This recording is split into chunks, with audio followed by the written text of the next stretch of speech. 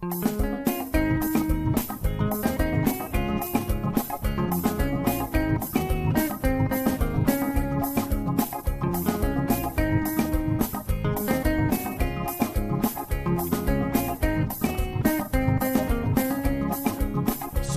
all the time is here with a cold heart true. She's the ears and the eyes for me and you. Every day, everyone want to hear from Sandra. And every time on the air, she's getting better. Tell your sister, tell your brother, tell your mama, call Sandra in the morning and in the evening. They always calling Sandra. And when they start fighting, they calling Sandra. And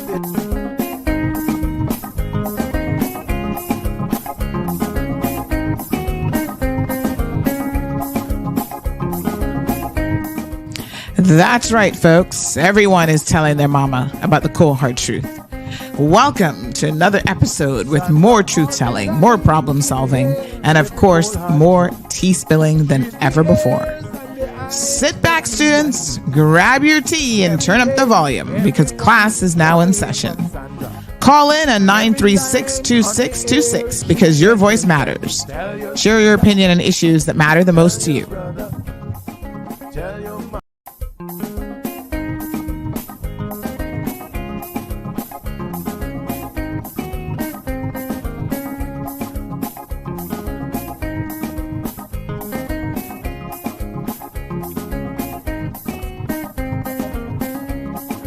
Sandra all the time is here with a cold heart true. She's the ears and the eyes for me and you. Every day, everyone want to hear from Sandra. And every time on the air, she's getting better. Tell your sister, tell your brother, tell your mama, call Sandra in the morning and in the evening. They always calling Sandra. And when they start fighting, they calling Sandra.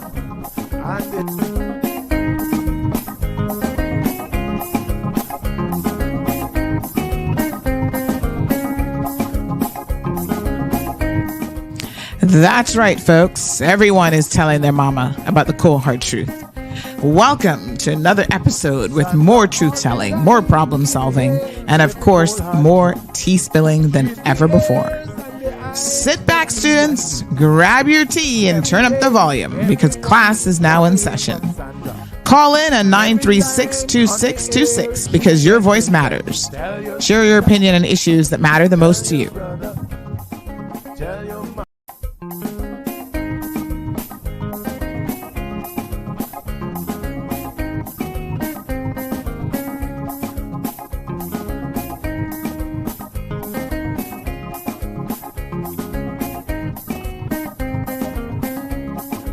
Sandra all the time is here with a cold heart true.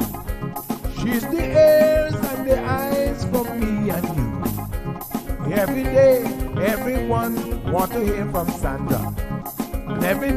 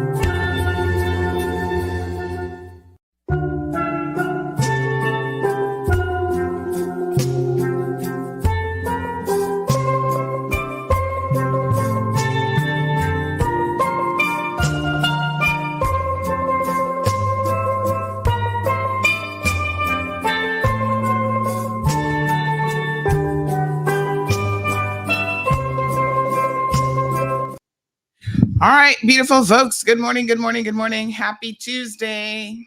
As y'all can see, we're running a little bit late around here, honey chill. Woo, can't wait till school starts back. Oh my goodness, so hard to get up in the mornings and get everybody at the door for camp. Imagine those of you who have 3, 4, 5 kids. I feel sorry for you, honey chill. Yes, I do. That's why I knew that couldn't be me. I was like, two would be the max. Thank you very much. My goodness. It's like having to get a whole army ready. You know what I'm saying? Imagine. What a hot mess. All right, let's see what's going on this beautiful morning. We do have some guests who are going to be joining us at, I think, around 8:15 or so. That gives us enough time to jump into a topic or two, I would say. So good morning, good morning, good morning. Let me see here now. How's everybody doing? Everybody okay? All right, let's send the links to everyone. Remember, join the channel. That's where everything's going these days. No longer going to do notification lists, just trying to consolidate what we have to do around here. All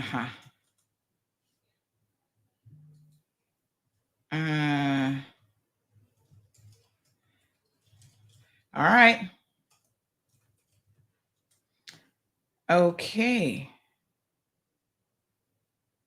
All right, my dear. All right, let me see here now. Roll call. Shall we do roll call? Everybody has the links. Good morning, good morning, good morning.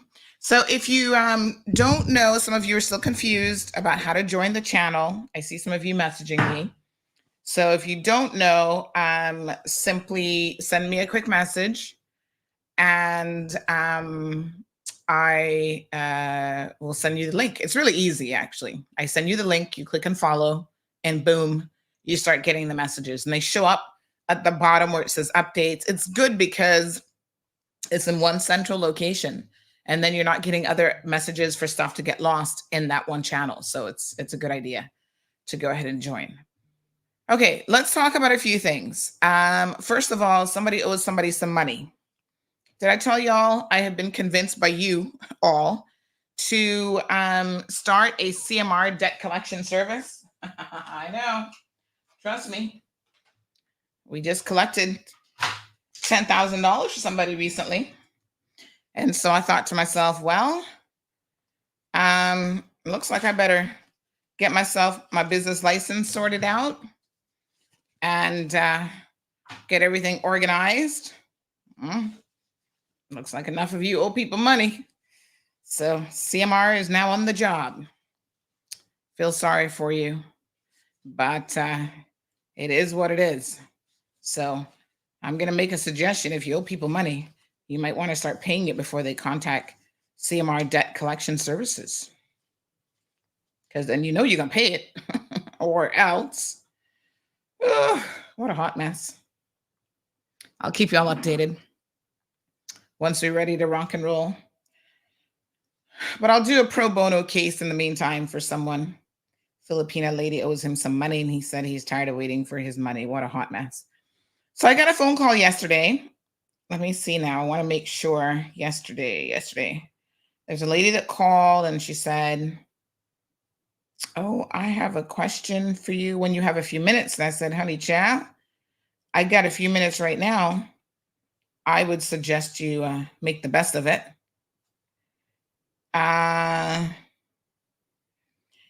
And so she said something to me that I thought was interesting and that I wanted to, number one, fact check and clarify. So not everything you hear you can go by. Y'all know this already. Can't call it gospel because sometimes people just get things wrong. And it's always interesting how people can confuse a situation. So this is how the phone call went. They basically said, Miss Sandy, government is going around fixing people's homes And I want to know like why they're fixing some people's homes and not other people's homes. And I'm like, okay, I'm not aware of a current government program where government is actually fixing people's homes. So that has to be the first question is what government is fixing people's homes and where is this coming from? So um I said, are you sure that this is what's really going on? Yes, yes, yes. I know for sure. And they even listed people. I'm not going to name one of the people they listed, but they listed someone that I had a contact number for. And I said, I would find it very, very strange if this young, because they're saying government is replacing people's kitchen, building bathrooms for them, building kitchens when they never really had a kitchen before, like all this stuff. And I thought to myself, this sounds rather peculiar. And then when they named one of the individuals, I'm thinking this young man is a young, strapping young man. I can't imagine that he would need government to build him a kitchen. First of all, I can't imagine that he's got a house that doesn't have a kitchen. But, I don't see government having to build him a kitchen or build him a bathroom or whatever. And so their question is, why is government doing it for some and not for others? Well, before I could answer that question, I really had to dig into what was really going on. Now, first of all, I do think that it's important to know that normally when you have government programs, they can't be for everyone. Government does not have a bottomless pit. There's some basic things that we really need to understand when it comes to government budgeting and funds. Now, I blame the government in large part for this sort of careless attitude that people have about them, because especially when it comes to election time, they are extremely free with the money. So much so that I can understand why a lot of you are of the opinion that, you can just go to them and get a whole bathroom redone and get a whole kitchen done and do all kind of refurbishing of your house. Because they give you that impression. They give you the impression that they have all the money in the world and they can just give it away whenever they feel like it. Nobody's watching the flow of the money or anything of the sort. Well, I was listening keenly to what this lady was saying to me. And I wanted to say to her that I don't know anything about this off the top of my head, but it would be really unusual for government to have the ability to just give any and everybody money to be able to repair their homes.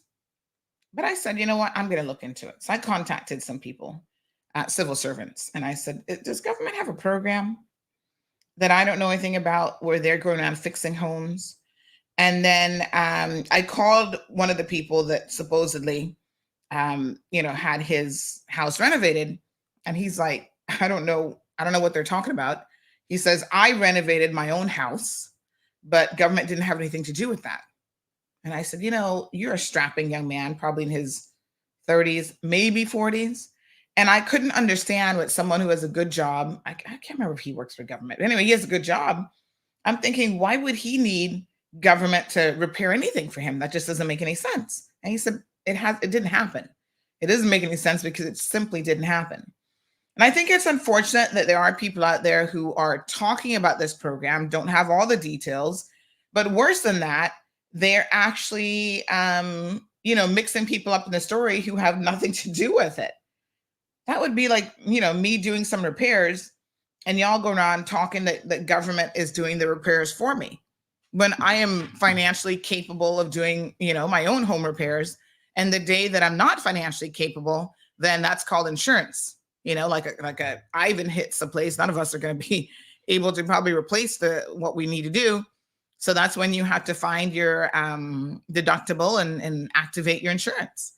But it's crazy to me that people are actually like, I as I was talking to this young man, I thought for a minute, Sandy, what if people were calling your name in this situation and saying that you had your house renovated by government? You know the perception, certainly that would give people in the community. So let me clarify. To anybody who's listening to the program who might have been involved in this conversation at some level, because I'm sure this woman got it from somebody somewhere else, right? If you are thinking that this program exists, first of all, it's not an active program. And I'm going to tell you guys what did exist several years ago. Number two, you need to be extremely cautious about whose name you're calling up as having had their homes repaired. Just because someone is doing house repairs doesn't mean that they can't afford to do it themselves.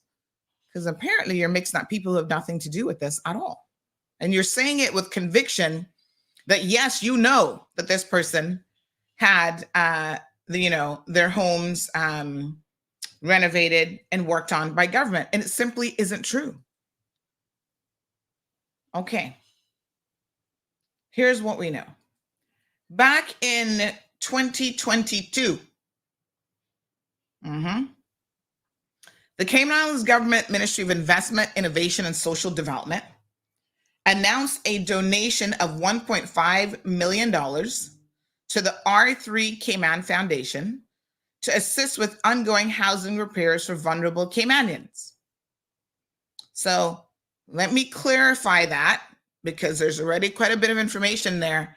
That wasn't government doing the repairs, okay? Government donated money to a non-profit organization called R3 Cayman Foundation. El Clase. Do y'all remember who R3 Cayman Foundation is? First person to raise their hands and get the correct answer or to call in is going to win a prize today. And no, the prize will not be renovating your home kitchen. Sorry, but we ain't balling like that now. Anybody remembers what R3 is and who they are and what they do? Go ahead, honey child. Don't be shy. 936-2626. I got something fun to give away today. You might really want to call for real. All right. So we got to keep up with these things now. Understand? So they gave this donation to R3. This is a good idea. Because the problem, which when the person said it to me, I thought to myself, government is not in the business of fixing and repairing people's homes.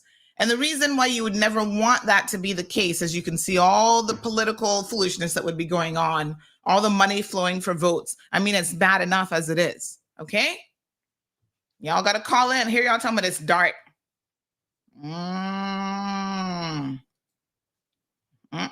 Y'all need a better answer than DART. Can't blame DART for everything. Now, DART might have given them the seed fund to start up the foundation. I think they were one of the big ones, but y'all need to come better than DART now. Don't blame Uncle DART for everything. Good morning. Good morning. Is it Readiness, Relief, and Recovery? Yay! Congratulations, young man. All right. Thank you. All right. We got a prize for you. Would you like to know what you want? What did I win? Hold on now. Hold on. Let me grab it. Do you like to keep your life organized? I try to. You try. All right. We are going to give you a calendar organizer. Now, this one's purple. I hope you don't mind purple. I mean, it's not the worst color in the world. You like purple? It's a good color. It's a non-party affiliated color. I love it. It's a 17-month everyday planner. It's really nice, starting with August. So you start next month and go all the way through December of 2025. Got lots of places in here to write down all your appointments. And we're also going to give you a $100 gift certificate to Foster's. Look at that. You get to grocery shop and write notes in your notebook at the same time. Oh, yes. That's what we really need is that gift card. I love it.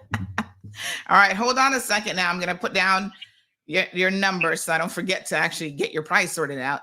All right. Hold on. Give me 1 second. All right. Okay. Now, what do you know about this organization? Do you know anything about them? No, I do not. No. All right. Well, I'm going to teach you all something this morning. So I want you to continue to pay attention. But at least you got what they stand for, which is a good start. All right. Thank you, sir. We'll be in touch with you. Thank you so much. Have a good day. You too. All right. So R3 actually started back in COVID, as I remember. We actually did a whole interview with them where we sat down with Mr. Brian Hunter at the time. He was the chairman of the organization. It's a nonprofit organization that really, and I'm surprised a lot of you probably have never even heard of them, really is working towards changing the lives of people in need, the vulnerable community here in the Cayman Islands. Okay. So it came directly as a result of the COVID-19 pandemic. Good morning, caller. Good morning, Sandra. Morning, dear. I would like to send out birthday greetings to Cayman Black, #1 car dealer, from his brother in Cayman. Car dealer? Did you say car dealer? You gotta turn on the radio so you can hear me and I can hear you. What was the name? Sorry. Hello? Yes. You said car dealer. Yes. So who is that? Is that Mr. Curtis? I don't know who the #1 car dealer in the back is, but I know Curtis was selling a lot of cars. Is that Mr. Curtis? Hello? You gotta when you call, you gotta turn your radio off so you can hear me through the phone and not the radio, because there's probably a bit of a delay. Okay, so the Art Foundation is a totally different organization. So R3 came about as a direct result of the hardship caused by the COVID-19 pandemic. Now, I'm going to do y'all one more favor, because I know that we did a whole interview way back when, it's been years now, with the foundation. I'm going to find that interview and share the link here so you guys can go back and watch it, so that you can get an idea of what this foundation is all about. Okay, once you understand what they're all about, honey child, then you'll know how this organization could be of some help to people in the community, as well as maybe how you can volunteer and help them, because I'm sure, like all good NPOs, they're always looking for volunteers. So I remember, let me try and find the interview link now. I remember, way back in the day, interviewing them. I just got to find the interview. All right, so I'm going to find it. Okay. So that's the first thing. It's not government. It's the R3 Foundation. So that's important. Okay. So the R3 Foundation was established as a charitable organization, and their focus is readiness, relief, and recovery. And yes, they had a funding contribution, should be founding contribution, as well as funding contribution of CI $1 million from the Kenneth B. Dart Foundation, and a commitment to match a further $4 million of donations. So it's independently managed by an unpaid board of directors coming from different business sectors and non-government community leaders. Okay. They say that they are set up on a structure of strong governance, supported by a former attorney general as supervisor and the sitting governor as principal. All right. So they look to balance Cayman's social, economic, and environmental needs. R3 directs its grants to Cayman's highest functioning and crisis-skilled nonprofits. So they actually, from how I understand it works, and like I said, I need to go find this interview. They actually get the donations.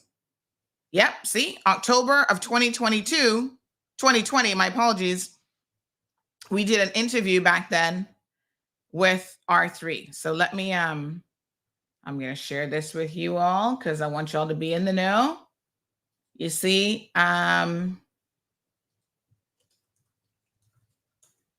trust me when I tell you, CMR didn't just come around. It's not no Johnny come lately, honey child. We've been at it now 8 years, going strong.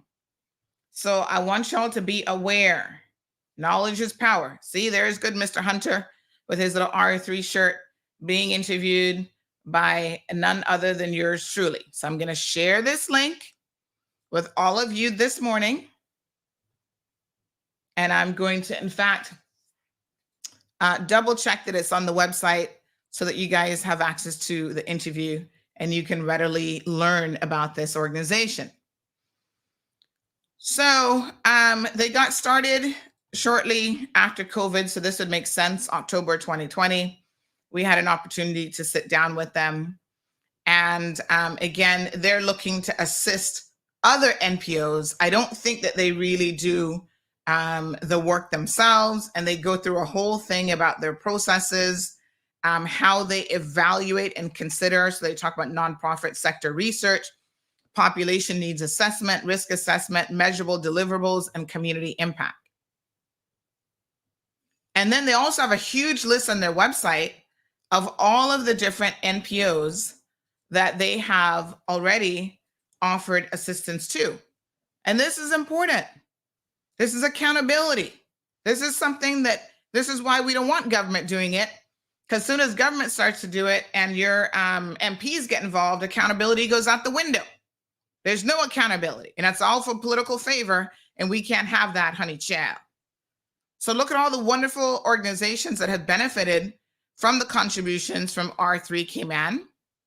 The Alex Panton Foundation, Big Brothers, Big Sisters. I think they've rebranded to something else now.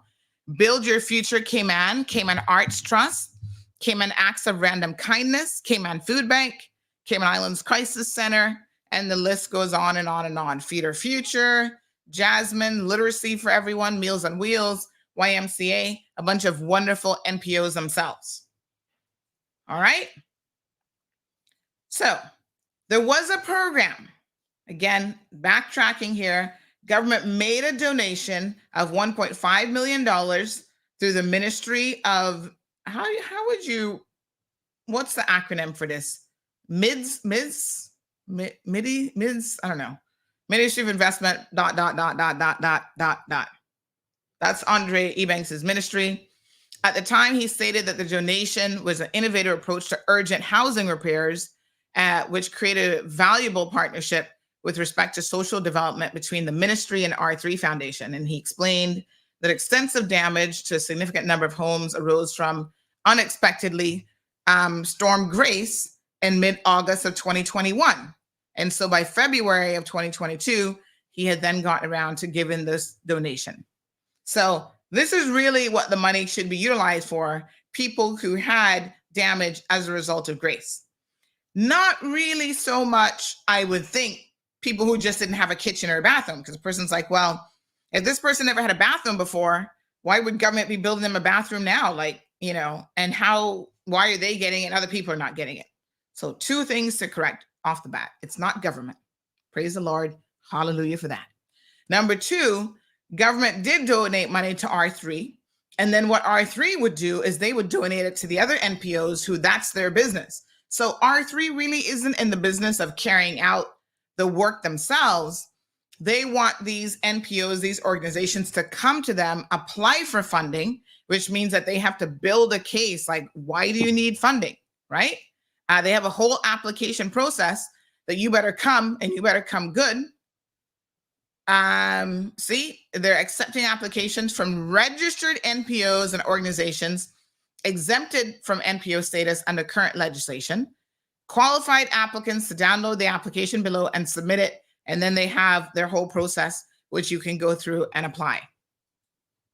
Right? So this is where the accountability comes into play. And it's a 3-page document, not terribly long, but they do ask you a number of different things that, you know, they want to make sure about your organization, objectives and assessment, brief description of yourself as the applicant or organization, overview of what your proposed project is, and so on. And there's going to be accountability for that money. This is how we should be doing things. Long gone are the days where anybody can come and build you a bathroom and people aren't going, where's the money coming from? How was it funded, et cetera, et cetera. And to the caller's point, she makes a very good point. If it was being done willy-nilly, that's exactly what would happen. Any and everybody would be getting money and you'd be going, well, why are they getting it, not me? I'm more in need than them, or this or that. It gets the water gets muddled way too quickly. Now, I was doing some additional research, and I came across an article. This is why y'all need to read now. Y'all need to read. Reading is important, kids. CMR actually did an article back in 2023, which would have been last year, July, almost a year to the date. It is, yes, it was 22nd. This article was published July the 19th of last year. And what does the headline of the article say? Look, yeah, honey child. The article says R3 launches new housing repairs program. Now, it does sound like it's them doing the work. And this is where maybe, again, we could get some clarity. But it says they've launched a new program to ensure that Caymanian families are safe, dry, and protected against future storms by repairing damaged homes. Now, there's a difference between a damaged home and a home that, you just haven't gotten around to finishing building or building your bathroom or whatever the situation may be. Okay? This program is funded through a $500,000 grant from the R3 Cayman Foundation and aims to build community readiness and safeguard lives and property from the impact of severe weather events. All right, so it talks about the ministry and that donation, remember? It says it builds on the foundation set by previous partnership between R3 Cayman Foundation, Resilience Cayman, and the Cayman Islands government. It specifically names the ministry to repair Caymanian-owned homes previously damaged by storms or otherwise unable to withstand future natural disasters. And it tells you a little bit about the program and who they're partnering with. So they're actually partnering with Resilience Cayman to deliver home repairs through one-time grants for qualified households. So if you want to apply, I presume you need to apply through Resilience Cayman. And that's why we provided the link in the article. And you see one of the things listed under Resilience Cayman is housing repair assistance. Remember Cayman home energy efficiency retrofit? Every single one of you want to complain about you don't know why your CUC bill is so high. Maybe you need to have an energy efficiency audit done so that you can figure it out, because you'd really be surprised what's going on in your homes. All right. It goes on to say that qualifying homes are then screened using a rating system to prioritize homeowners who are elderly, disabled, or otherwise vulnerable, and those with young children in the household. So they're going to do due diligence. You have to apply. It's not a situation where you just pick up a phone and call your favorite MP and voila, you have a new bathroom. I'm going to share this article so that you all can read it for yourselves. So somehow the streets have gotten the story confused, and there are people out there who are now of the belief that it's government who's repairing these homes, and there's something untoward that's going on. If you want more information on this, you're free to reach out to info@r3foundation.ky or info@resilience.ky. You can contact either of those organizations to see if perhaps you can qualify for that. All right, everybody crystal clear on what's going on here now? Government is not fixing anybody's homes. This is several NPOs partnering, and I can assure you that $500,000 is not a bottomless pit, and it probably has run out already. A year later. Y'all know the cost of construction in Cayman? I'm just saying. Okay? All right. I wanted to spend some time clarifying that, though, because there seems like there was some confusion, again, that government was doing it and also the people who were benefiting from it. And I can say without fear of contradiction that definitely one of the names mentioned, I don't have any reason to not believe him. He wouldn't qualify. He's young, healthy, has a decent job. You know, him and his wife, I'm sure, can pool their funds together. And if they need to repair a kitchen or do house renovations, they're more than capable of doing that. So everybody's telling me it's Curtis's birthday today. Number one fan from the BRAC. Let's give Curtis a call. I saw who was that? Leroy saying that maybe we should send Curtis some birthday brownies. Well, child, those brownies are finished already because, boy, these people love to eat brownies. Hold on one second now. Let me see. We should have Curtis's number. We're going to give him a little call and wish him a happy birthday. Hold on. Let me see, honey chill. I wonder what he's doing for his birthday. Knowing him, he's probably got his feet up in a hammock already this morning and enjoying some nice Cayman BRAC breeze. Mm-hmm.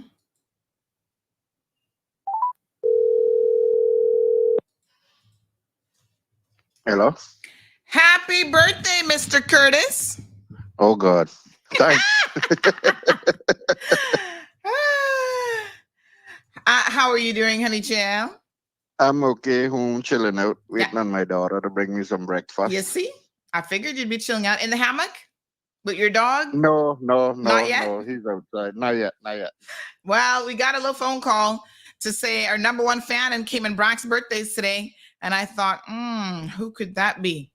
Well, we just wanted to wish you a happy birthday. We wish that we could send you some brownies, but we'll send you some virtual brownies for your birthday. We're thinking of you today and hope you enjoy the day. Okay, son. Thanks a lot. All right, my dear. Everyone, thanks. Have a good one. Okay, bye-bye. All right. Everybody's sending birthday greetings to Curtis over there in Cayman BRAC. Beautiful. Abby had a good laugh. Abby, somebody was messaging me yesterday asking if your account is a legit account because I think you sent them a friend request and they weren't sure whether or not to accept it. And I was like, I don't know. I have no clue. All right. Everybody good? Okay, beautiful. There are a lot of NPOs in Cayman who do an amazing job really supporting the community, and I want to take this opportunity to thank them. Now, let me grab my show notes. Hold on one second, honey. Yeah. So I went to Foster's yesterday. Big shout out to the Foster's workers at Countryside. Good to see them. And of course, I made a little pause in the ice cream section. And I was looking to see if they had my favorite ice cream out, and they didn't have it out. So I was like, I'm going to pass. And they said, don't worry, Miss Sandy, we'll get that one for you. It's Ben & Jerry's coffee, toffee, something. It is delicious. Ooh, when you taste it, you're like, oh, I don't even like coffee, but this ice cream is next level. Lots of calories, no doubt. Yes, Al says it's Leo season. Time to roar. Is it starting already? When does our season start? I don't even know. Let's see. All right, so it starts July 23rd. Yes, today. Through August the 22nd. Both Al and I are Leos. Of course, I'm the 18th. My daughter is the 9th. And Al, I want to say you're like around the 16th or 15th of the month. When are you? Remind me again. Okay. So my daughter has a birthday. She's going to be 8 years old already. Oh my God. Cannot believe that it's been 8 years, but there you go. She's excited for her birthday because this year she had one request. And I think y'all know what it is. Al is the 15th. Awesome. So her request is this American Girl doll. Oh my goodness. She's obsessed with this doll. I hear her yakking about it all the time. So last week I thought to myself, I'm not going to fall into the trap of going to the actual location in Orlando. Let me plan ahead. Amazon Prime Day, we went online and I allowed her to pick out the doll that she wanted. I was encouraging her to get the little brown one that kind of looks more like her, but she didn't like the fact that she had purple hair. And I have to agree, she's not really all that cute. I mean, I'm like, purple hair, And they do have another one as well. But anyway, she got to pick which one she wanted. And none of them are cute as far as I'm concerned. I mean, they're not really the cutest things. Nonetheless, she got to pick. And then she's like, oh, can I get some accessories? I thought, oh, Lord, here we go now. So she bought a 20-piece luggage set. Ugh, parents with little girls that love dolls. Oh, pray for us. So she got the luggage set. And you know what? They go for $115. But because of Amazon Prime and thinking ahead, we were able to get one for like $75 or something US. So we saved a little bit of money. All right. We're waiting on the Swanky people. I see Mr. John is here. We're waiting on everybody else to jump on. So this is an 18-inch doll. And apparently the little girls are like all into them. And you can get dress-alike outfits where like you can dress up like your American Girl doll. So I got her the travel set with like, you know, she gets a little suitcase and her travel and neck pillow, all sorts of stuff. And then we got her like a different set with a change of clothes. So what I was thinking, I'm thinking about this, is maybe I, on the sneaky link, buy them a matching outfit. Like, don't tell Gigi that I'm buying them a matching outfit, but I get them one of the matching outfits. So they have like the little nightgowns for like $10, right? And you can buy, she gets a nightgown and then the kids get a nightgown as well. So I'm thinking that's what I'm going to do, because then she can dress up like her doll, or the doll can dress up like her. Good morning, caller. Well, I am Team Gigi this morning, and I am so sad and disappointed that you would not allow her to have that American Girl doll experience at the American Girl doll store. So what I've done for free, I am going to call and book her a date over there. And Lord, you're going to take her for the birthday. But we had other fun things planned for the birthday. I'm just so tired of it. You are just too cheap. Just too cheap. I'm so tired of it. No. It's just that I don't want to spend 5 hours in a doll store, because then you get hooked into all this other stuff. It is amazing. It is amazing. I did it in 2017, and it was amazing. Really? It was amazing. Lord. And this is the one in Orlando that you went to? Yes, this is the one at the mall in Orlando. There's only one, and it was amazing. You don't have to buy anything. What I did with my daughter, well, I wanted her to have the experience of picking the doll in the store and picking all of the doll, like what my grandma said, accoutrements, all the doll stuff. It was amazing, and we put a limit on it, and I said, this is what it was. Well, what was amazing about it? I'm still not hearing what the amazing part is. The store in itself, the experience. So when we went, and I understand, we drove by last year, and my daughter is 14. We drove by last year, and she was still kind of like, ooh, look at that. Really? They have the dollars. They have the dollars in certain sections. What you get to see on Amazon is nothing compared to what you get to see in the store. And I think that you're like me. I'm like, all I hear is dollar signs, right? But no, they're quite reasonable things. And you, like me, you already have your game plan in there, and you can go in there and say, listen, we're just going to look. We're just going to see what's there. I know this is not about teasing. You give her whatever it is, whatever. Well, I mean, you're already ruining the experience. I should step on your toe. She's already got the doll. That's the biggest hurdle, in my opinion, getting the doll, because they get in there and they get overwhelmed by it. Because what you saw on Amazon is nothing compared to what the store actually has.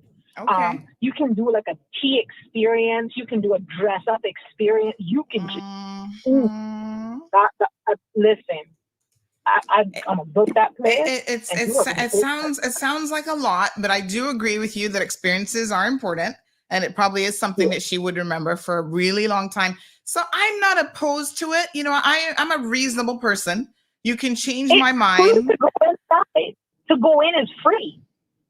Go in, take some pictures. It's free. So it's free. That's what they always tell you. But if you know me, nothing's free, because by the time I walk out of there, I'm like hands full of stuff. Oh Lord, I'm one of those people that they always get in the mall. You know, Marlon is like, don't look at them, just keep walking. I'm there seeing, and guess what? There's also a discount sales section, so you can find all little sort of stuff. And I'm talking about things under $10. So where exactly in Orlando? Which mall is this? I'll send it to you. I'll send it to you. I think it's Millennium Mall, but I can't, or Florida Mall, I think it is. I can't, but it's an anchor store there. It is amazing. An anchor store? That mall itself, yes, that's an anchor store. The mall itself is fantastic. What? That actual mall is amazing. So I think that's the only location in Florida. And I mean, we don't go to Orlando every day, I got to admit. Correct. Oh, wait a minute. There's one in Miami in the Falls. Why didn't I know this? I never been. But I know that this one that I've been to. There's one at the Florida Mall in Orlando. That's it, Florida Mall. That mall is an amazing mall. They got a little sushi bar right in smack dab in the middle of it. It's an amazing mall. It really is. And it got a little sushi thing in the mall with a little turntable. It is okay. It is cracking. All right. So you said that you're going to make a contribution to the birthday fund. What are you saying now? I'm so sick of you. You are so cheap. All right, we're gonna check it out. We're gonna check it out. I'll think about it. It just seems like such a trap. It's like a shopping trap. You are so cheap. But when you on Amazon spending out all them dollars, nobody don't be on you, and you be out there cracking out all them dollars. Take the damn $1 shop. Oh my gosh! So you can get dolled up at the salon. A new hairstyle. Oh, I don't know about that. Some people might not know how to handle Gigi's hair. And then you've got dining. You can do in-store parties. Maybe we should just do a little birthday party there for her. I don't know. Personal shopping, extra special activities. They've got a doll hospital. Lord have mercy. You see what I'm telling y'all? Doll hotel packages. Contact our partner hotels for accommodations that even feature amenities for dolls. This is just crazy.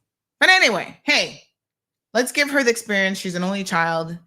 Hopefully we only have to do this once. All right, Siobhan. They have store locations in Charlotte, Chicago, Dallas, Los Angeles, Nashville, New York, Orlando, Washington, D.C., Canada. I could swear I just saw, where's Miami? I think that Orlando is probably the one that has the proper store. Maybe that one in the Falls is like something else, but should we try to book a little party? All right, we'll think about it. We've got some guests. Where's everybody else this morning? Mr. Lammy, I see you. John, I see you. I don't know who else is anybody else coming? Well, let's get started, honey child. We got to be on time. We got things to do. Good morning, Mr. John. Hi, good morning. Good to meet you. I'm doing great. How about yourself? Yeah, I'm good. It's so nice to see you. Likewise. So you're here with the Swanky Kitchen Band, and you guys are going to be going on an East Coast tour. So let's bring in Mr. Lammy as well. And if other people join us, then we'll just pop them in as they come on. Good morning, Mr. Lammy.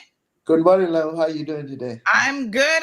Looking good. I love the pictures of both of you that you've got in the background. Mr. John, you've got, who is that on the guitar behind you? That's a gentleman named Nat Reese. I should tell you, I'm coming to you from Virginia. Oh, yes. And so that's a gentleman named Nat Reese, actually from Princeton, West Virginia. Just an amazing musician who learned to play as a kid, going to the coal camps where the workers of the coal mines would actually live in the company camps, and they had blues musicians that would come through. And it's one of those classic stories of the, as a boy peeking over the window in the juke joint, and he passed a number of years ago, but was somebody very, very special to me and in my work. And yeah. Well, I can see that you love music. Thank you guys so much for joining us. So, Mr. Lammy, can you tell us a little bit about Swanky Kitchen Band? We know you guys obviously playing a lot of local venues, and I was tickled pink to hear that you're going to the big times, honey child. This is it now. You're going on a tour, but tell us a little bit about the history, first of all, of Swanky Kitchen Band. First, hi, John. How you doing? Hey, good to see you, Lammy. I am just so thrilled to be a part of it. To be in the midst of such talented musicians that, because I've been in this a while, so Yes. I got some younger ones around me, so I am just thrilled to be a part of it. All right, so let's give people, just in case they don't know about Swanky, which I'd be surprised if you live in the Cayman Islands, you've never heard of Swanky. That means that you're a hermit crab and you don't go anywhere. But Swanky Kitchen Band is the guardian of the Cayman Islands indigenous kitchen dance music. So it's actually considered a genre of music. Is that right? Yes, it is. You know. Yes, it is. Yes, it is. Yes, it's beautiful. The music traces back to Irish and Celtic fiddling traditions, combined with vibrant African rhythms, reflecting the blend of Caymanian heritage. So it's a very, very unique sound, really preserving Caymanian heritage with fresh takes and popular music and old standards, creating a very unique sound and an impressive repertoire of original music. Founded back in 2003, Swanky Kitchen Band has become Cayman's most sought after and acclaimed act, amassing a loyal local fan base. And so tell us a little bit. I mean, you guys may have seen them. Like I said, any kind of cultural event, normally they're there and they're playing. And you guys actually have 2 albums as well, which I was surprised to hear. You guys got to promote these albums more because I didn't know anything about the albums. Swanky Christmas and Sand Dance. Yes. Where can we buy these albums from?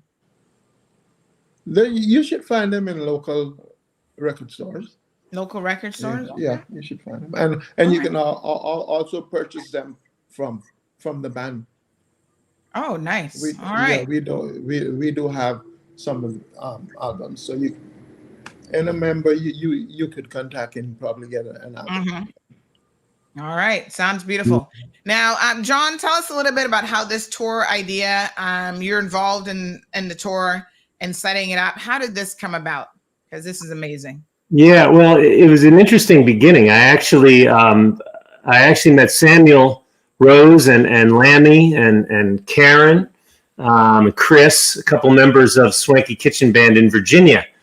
Samuel had gone to something that we have called the Galax Fiddlers Convention, which is a very storied event. It's entering its 90th year now, where and it's an event that we have in Virginia, and you see it all through sort of Appalachia region. We call them Fiddlers Conventions, but you should get any idea out of your mind of, a Hyatt Regency hotel and people sitting at tables under lights. This is a week long. It's a festival. There are music contests and mainly just people hanging out, camping, and playing music all night. And you'll meet just regular people who are some of the most incredible musicians. And it was very unusual to see anyone from very far away, not to mention the Cayman Islands.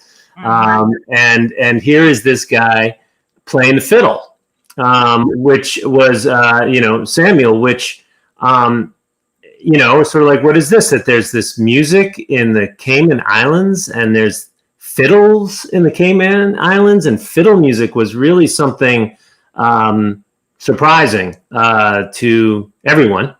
I'm a folklorist, so I've spent a lot of years working with traditional music all over the world and was completely unaware of this tradition. So I was immediately fascinated, and we met, and as you all know, they're such wonderful, lovely people, and we just kind of became friends instantly.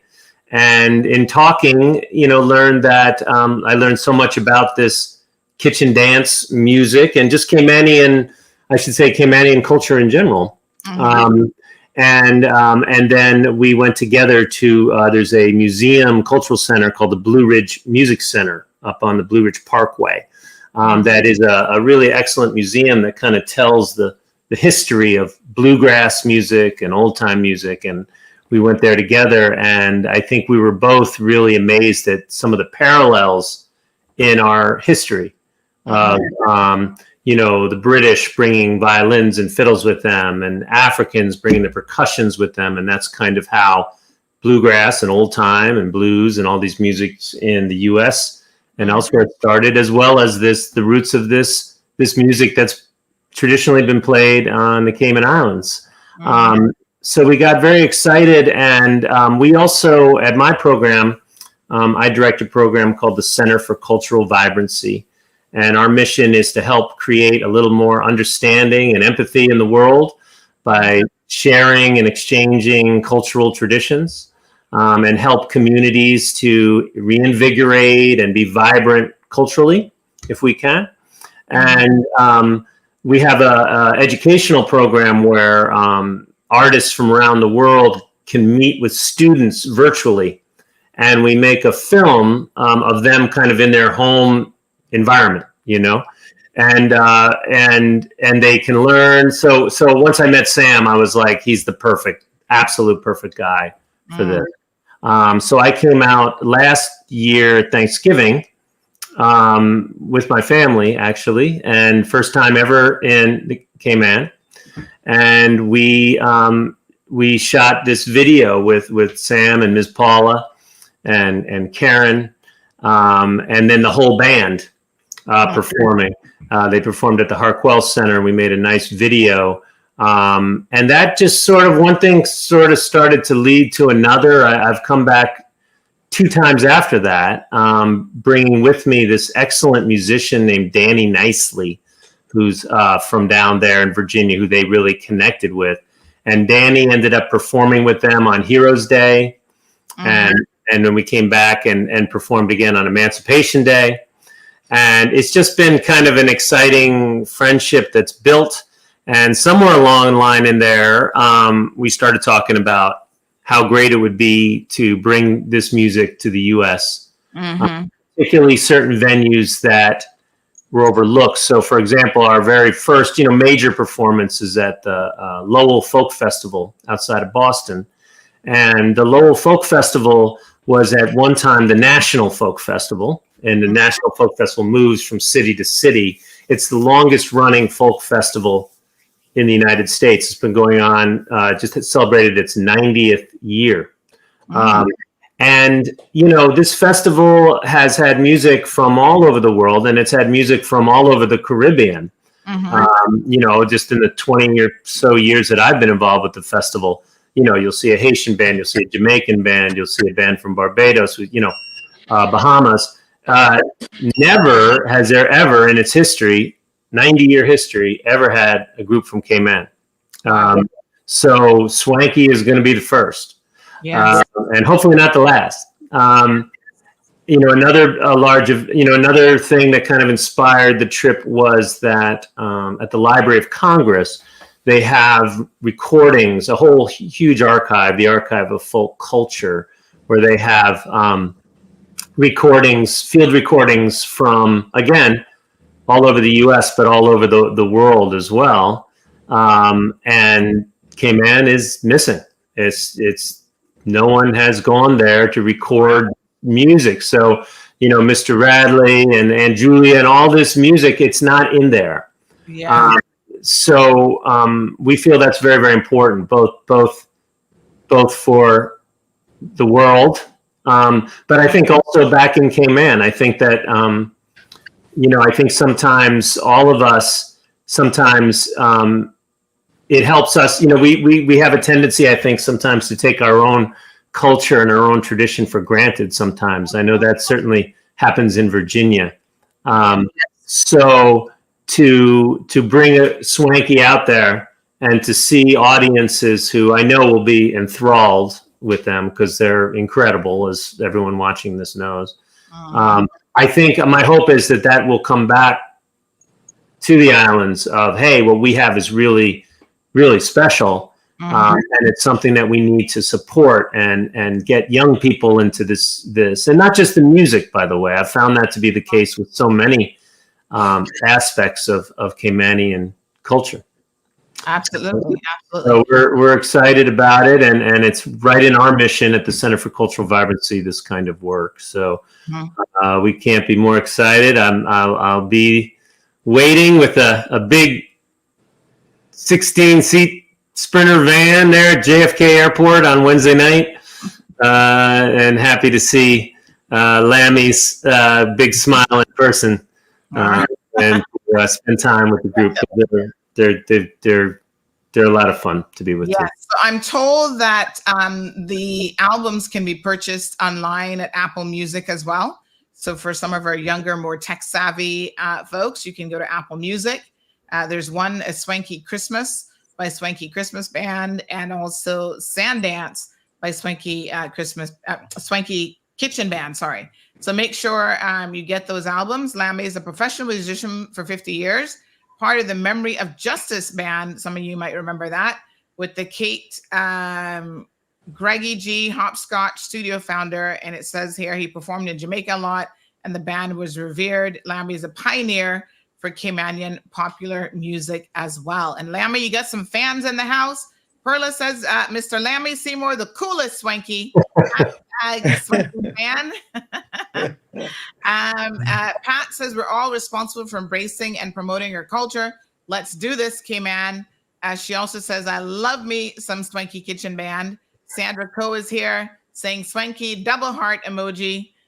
Good morning to Miss Yolene and others. So I was thinking in my mind about some of your amazing music. There's one song called The Mile Road that I heard you guys sing some time ago. I was at, I think it was one of the agricultural shows that I heard it for the first time, and I was so tickled pink by it. But the last time I probably heard you guys live, I think was, well, it would have been at the Red Sky at Night, I'm sure. But then this one I had recorded. I'm gonna pull this up here.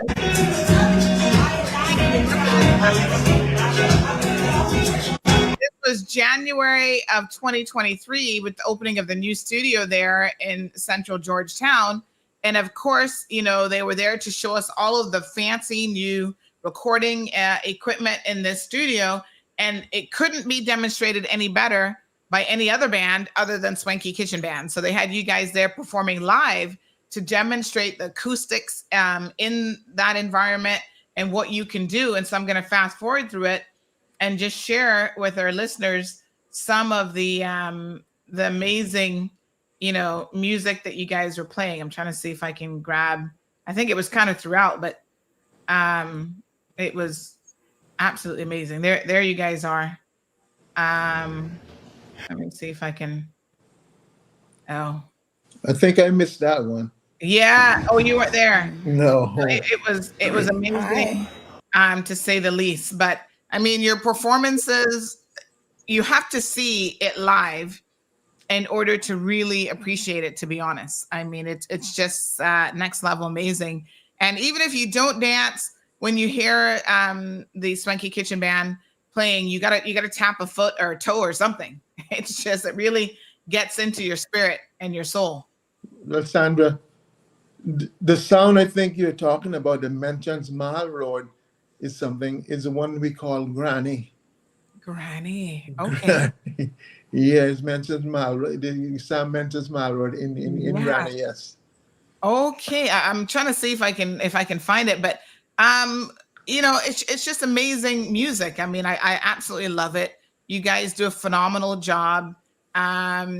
So tell us a little bit about, you know, what your thoughts are in terms of the upcoming, you know, tour. I mean, you must be excited. Well, I am really excited and amazed that I'm still here to do it with these guys. Mm-hmm. Yeah. Because you know, I've been in the music for over 50 years, and this genre of music was the furthest thing from my mind. Even though my mother used to sing it to me all the time, it's always been there. But no, we wanted to be rock stars. So at this at this stage in my life, I am very, very happy that I'm still here to be a part of it, because it's such a wonderful thing that we are doing. And those guys that I am with, I wouldn't change them for the world. Oh my gosh. They're the greatest set of guys that in the world. And you've guys and let me say guys and girls before yes, I forget anybody. Absolutely. And you've had some iconic band members like Mr. Wesley Howell. He was part of, I mean, he was playing right up until I think he passed away at 104. Yes, he was playing up until the very last minute. So and we also had like Jonathan Ebanks, which was one of the greatest lead guitarists that we have ever produced as a Cayman native. Yeah, Jonathan. Wow. So incredibly beautiful. So the tour now, we've got a huge international listenership here in our program, and we want to make sure that people know where they can find you. So again, this is thanks in partnership to the Center for Cultural Vibrancy, which is a Virginia-based nonprofit organization that supports and celebrates traditional artists to promote the cultural exchange and education worldwide. So Dr. John Lohman, who we've been hearing from here, is the executive director of the Center for Cultural Vibrancy. And he met them, like he said, back at an old fiddlers convention in 2023. Now, a lot of people may not know this about me, but I love music, and I love music of all genres. And I got to tell you, there's something, John, about bluegrass and old fiddlers music that, if you believe in a previous life, I felt like I must have been somehow involved with music in that way, because I love bluegrass music. I love fiddler music. And so when you do sit down and listen to Swanky, it brings back those types of memories. Although I don't have them from this life, for some reason, I really appreciate and love that genre of music.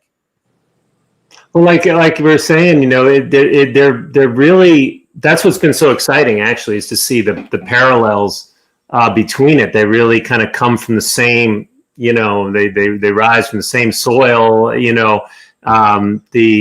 not just the fiddling, but the spirit of it, the percussiveness of it. It's interesting. Bluegrass music and old time music, if you notice, there are not drums and percussion like you'll see in Swanky, but they do it through the instrumentation. So the bass and the mandolin chop, and it has this drive to it.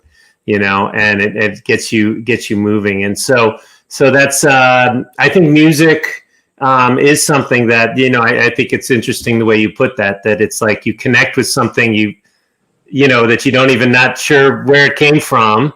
A lot of people have that sensation of like, wow, why do I connect with this reggae music, and could live the farthest away from the islands or whatever. And I think music has that very unique ability to connect us and to kind of have us experience our shared humanity, with different cultures, different languages.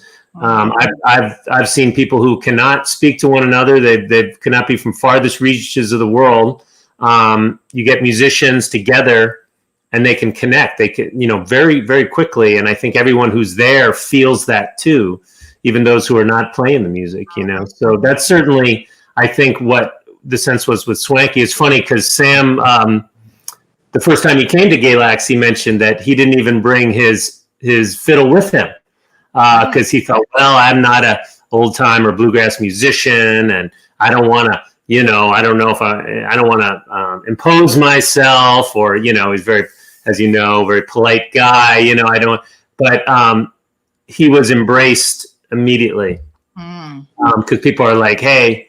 You may sound different than me, may look different than me, but we connect. And it was just kind of love at first sight, and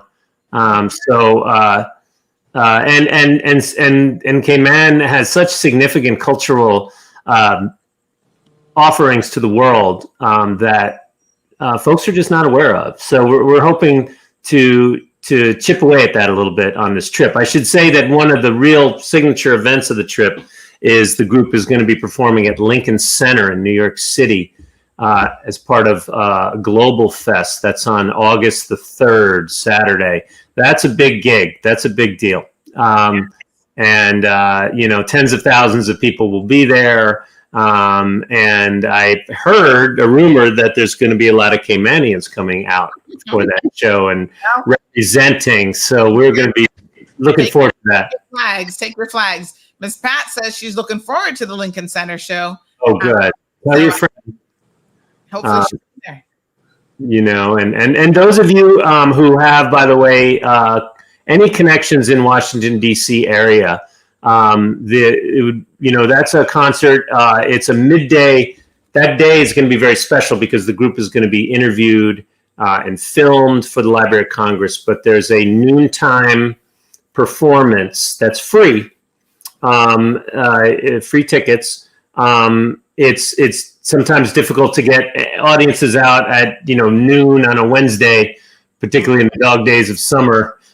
So that is on the 31st of. So I know on Swanky's website they have the entire tour listed. It's all over social media, but really encourage them to please tell your friends there, to come out and support Swanky and just. It'll be a blessing to you to come, because the music's wonderful. Absolutely. So lots of love. Wanda's saying, bring him to Nova Scotia. We have days of. That's another connection up there. Yeah, lots of fiddlers. Ms. Morna says, congratulations, Salami and the band. Blessings as always. Her teddy bear. Ms. Pat says she's going to be there in her full Caymanian outfit. All right. Looking forward to that. And Sandra Coe says she cannot believe that it has been 50 years. She says, wow, I recall those Galleon Beach days. Johan is here. Johan Moxham says, Mr. Lammy Seymour is a Caymanian music legend and a constant in the music scene for decades. # mad respect. So, of course, we got to play a little bit of it. I was able to pull up a few pieces here. Here's one that I think this one's back in 2003, I believe. No, this was 2019. We're going to go back a little bit, but with Mr. Howell, couldn't pass up on this one. He is playing. Oh, my God. So amazing. This was for his birthday.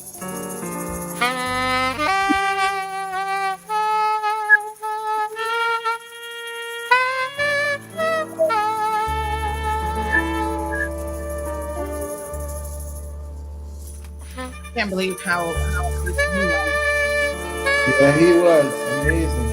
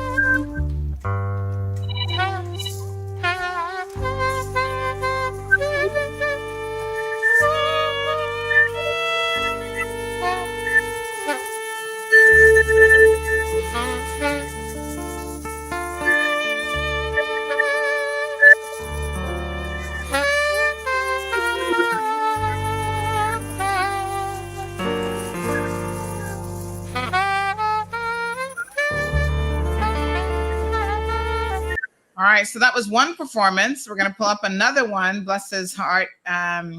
Here's another one here as well. This is Gaelic now. Yes, this is Gaelic. That's right. Amen. Really, representing Black here.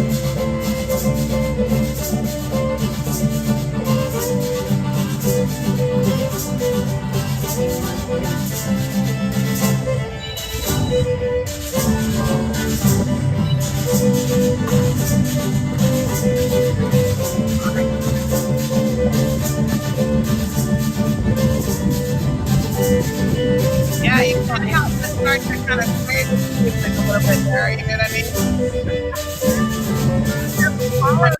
Good morning, caller. Blessed morning, Auntie Sadney. How are we doing? Hi, good morning. I'm good. How are you? Yes, I'm blessed, ma'am. Good. So I sent you one video on the WhatsApp with that I played for our seniors. Oh, okay. And in Cayman Brack. Yes, by Cayman Kind. Yeah, so, all right. Let me have a look here now. Let me see. Oh, yes. Okay. Now will be a good time. Yes. Thank you so much. I'll share that. Thank you. I appreciate it. All right. Let's see here. We're going to go ahead and download this. Thank you so much. We got our listeners paying attention this morning. So look at this one that we just received. Give me one quick second here. And again, really gets everybody moving, regardless of your age. Once you're able to tap something, you're going to do it. So check this one out.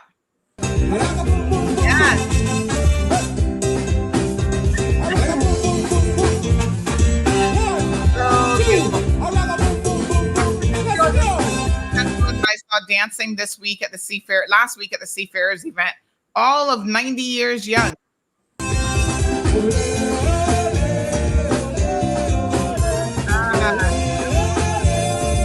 Absolutely beautiful. Look at that. Yep. There's Miss Melba. Oh yeah, just move. Absolutely gorgeous. Thank you so much for sharing that with us as well. Al Ebank says, I grew up next door to Lambie every day. I got to listen to MOJ practice, and I painted iconic scenes of the group playing. So Lambie, you might not have known it, but you were inspiring the likes of artists Al Ebanks as well. Isn't that amazing? Well, you see, in my case, that's what makes it all worthwhile to me. Yeah. Beautiful. Absolutely beautiful. I was sitting here thinking, why haven't I interviewed you for my Cayman Voices? So when you come back, we'll definitely have to arrange that. It's hard to get me on the radio. I don't know how these guys. No. I come to you. Don't worry. I'm going to get you all sorted out. We have a little sit down chat. Don't worry. These guys pull this one off, and I don't know how they did it. You're looking good. Miss Thank you. Says all of a sudden she's craving turtle. Wow, look at that. Oh boy. I know, right? The things that the Swanky music can do to you. Yes. Absolutely. Tina is wondering if it's going to be live streamed. So let's go through the different performances and exactly where they're going to be, folks. Try to go out if you can, because this is really an amazing opportunity to support the Swanky Kitchen Band East Coast Tour 2024. So we've got the tour dates as follows. So they're going to start July 26th. That's just in 3 days' time. First Works, Providence, Rhode Island. We've got the 27th. Oh, you guys got a busy schedule here. The 27th and 28th of July, they're going to be at the, is that Lowell or Lowell Folk Festival? That's called the Lowell Folk Festival, which is, I think they're just celebrating their 40th year. It's right outside of Boston. It's a wonderful festival. And as I said, there's music from all over the U.S. and the world there. So it's beautiful. So that's in Massachusetts. And then July 31st, they're going to be at the Library of Congress, Washington, D.C. So mark your calendar.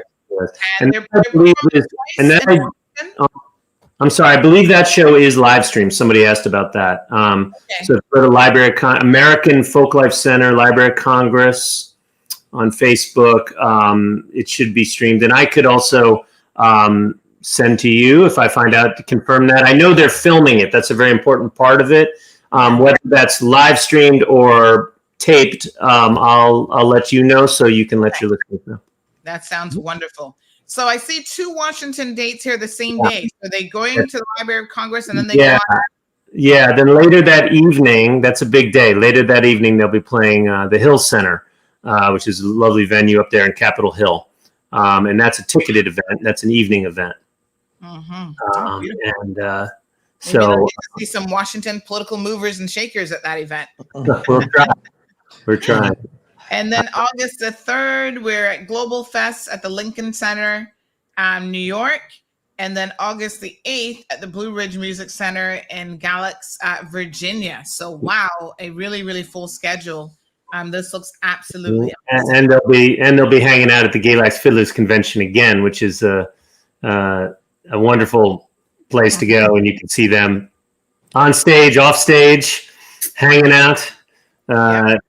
So it'll be terrific. And we're also going to be in Providence, Rhode Island, on the way to Lowell.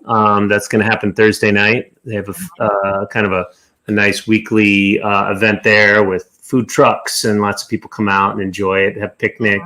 That'll be a nice kind of way to ease in to Lowell. So yeah, we should, and we'll have some time for the group to sightsee a little bit too, Yes. This is going to be phenomenal. And most of the events are free events, except for the Global Sounds one on the Hill. And then you can check these out. Big shout out, of course, wouldn't be possible without all of your amazing sponsors, So let's talk about who some of those folks are. Of course, we've got Cayman Airways. Big shout out to Cayman Airways. We've got the Cayman National Cultural Foundation, the Ministry of Border Control, Labor and Culture, and the Ministry of Youth, Sports and Culture. I think one of them is no longer culture, but anyway, youth and sports. Yeah, and that's real. It's really significant support. It's a big group. It's a big trip. And so, really cannot be done without that support. And it's really incredible, particularly from somebody from outside, to say, wow, that the government really supports, this kind of, they see the importance of this and they stand behind it. That's really impressive and something to be very proud of, that the ministries have stepped up in the airline. I mean, that's amazing. And of course the foundation, we're very grateful, to all of them to allow this to happen. Yeah, absolutely. Wonderful. Well, thanks so much. Follow them, their website, swankykitchenband.com. You can get more information there. Follow and like them on their social media pages at Swanky Kitchen Band. And again, asking all of your friends and everybody else to share the tour dates and information. This is fantastic. So, wow, good stuff. All right. Show your support. Thank you so much, Mr. Lammy. Safe Thank travels to you and the entire band, and keep us updated on how it's going. Maybe send us little video clips of your journey as you go from city to city and venue to venue. We'll share that with our viewers for sure. And Dr. John, we appreciate you coming on and the amazing work that you do through your organization as well. Sure. And if you'd like to learn more about us, you can come check us out with Facebook. Like us on Facebook, Center for Cultural Vibrancy. You can go to our website too, culturalvibrancy.org. I know it's a mouthful, but you'll see some of the work we're doing, including, as I said, this school program that Sam's involved with. I should also say we're working on an apprenticeship program in Cayman to help some of these other traditions, net making and storytelling and thatching, be carried on. So love it. We're doing our best. Yeah. Absolutely love it. Appreciate it. Thank you so much. All right. All right. Have a good one. You too. Thank you. Care. Yep. Thanks for having us. Yes, absolutely. Thank you. All right, there you go. And let's listen to a few more minutes there. Some good Lammy music, some good Swanky Kitchen Band music.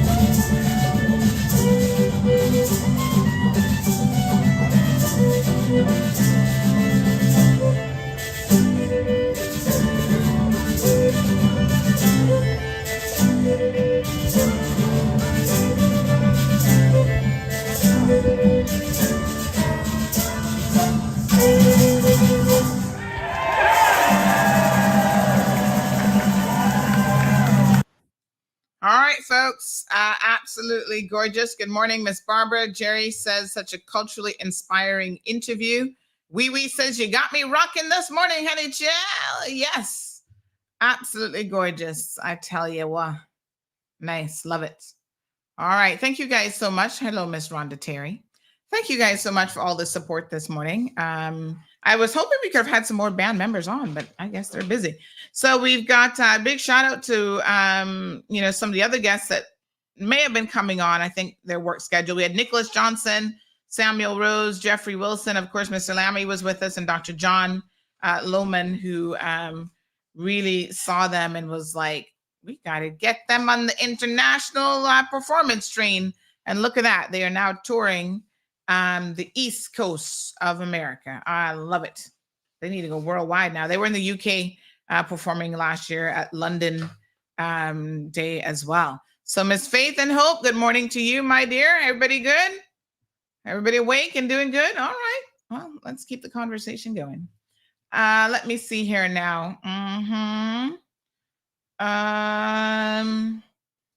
Okay. Oh, we got some archival stuff. Hold on a second now.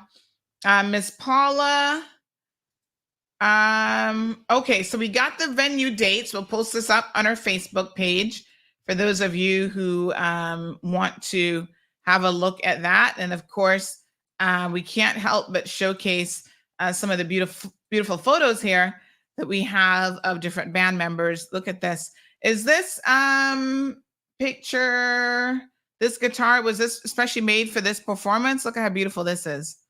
Look at that. Representing, and look at her flag, our coat of arms on the on that guitar. Isn't that beautiful? Gorgeous, I must say, if I do say so myself. And then we have some newspaper clippings from, what year was that? Is that 1987?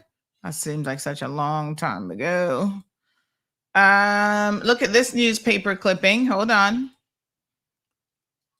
Way back when. Look at that. Cayman's Grzongs bring the house down at Operaland. Wow. So Caymanians have been on the music scene all over the world for a minute, without a doubt. And then here we have, who is this performing? With the fiddler. Looks like a guitar. Let me see if we have any notes in relation to this. This is Radley and Keith Grzong at the Grand Ole Opry in Nashville. Look at that. Some real history there. Wow. So yes, this is Chris, who is Lammy's son. Look at it, passed down from one generation to the next. And the youngest member of the group has a special custom-made guitar for the trip. He's so excited to share his culture. And how young is this young man? That's so beautiful. Oh my gosh.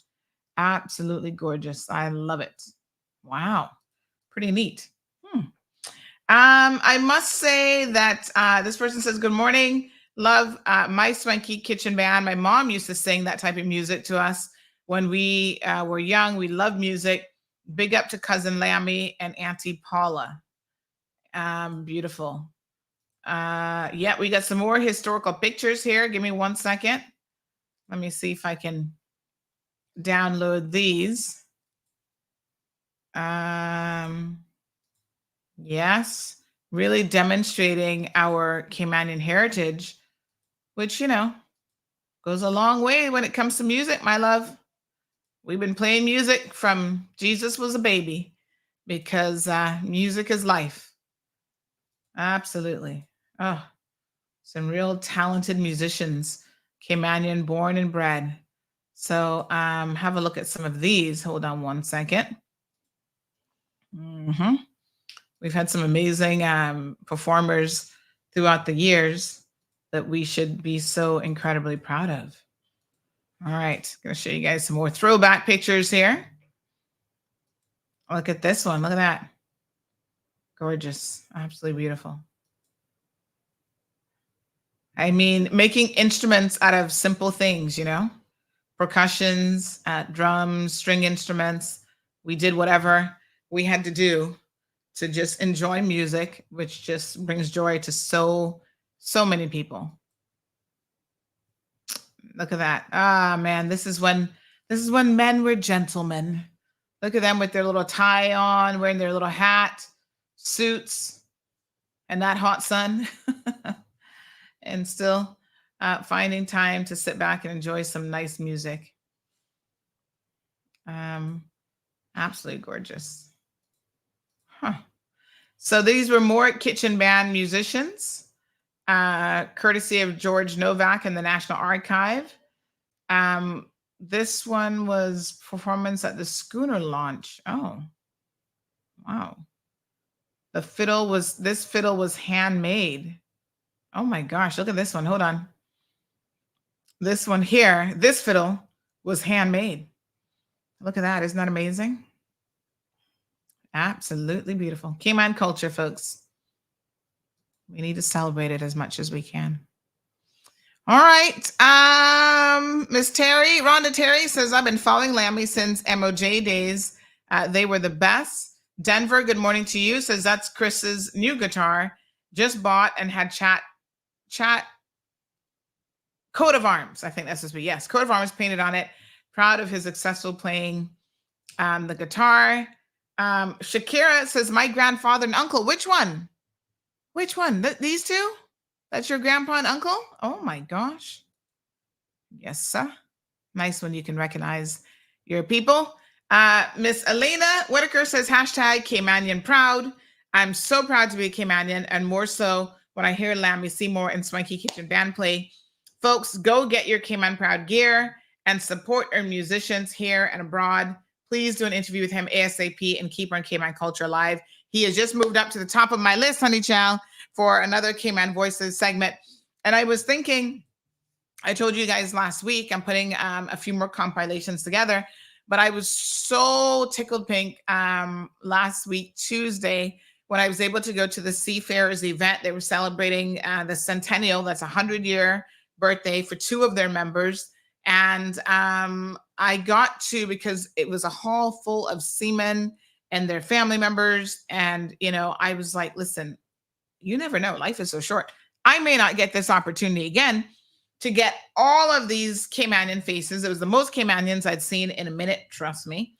And I was so tickled pink to have so many of them there to do my latest project, which is hashtag I am Caymanian. And it's really all about celebrating our diversity as a people. So yesterday I mentioned to you guys that I was at the grocery store, and I don't go to the grocery store that often. I gotta be honest with you, I'm busy, but I decided to pop in and grab a few things. And I saw this beautiful lady. Hold on now. Let me show y'all her picture, because she was like, hello, Sandy. She said, look at my shirt. And I said, oh my God, this really supports the initiative that we're trying to do, which is just showing the beauty of our people. So look at this. Isn't that beautiful?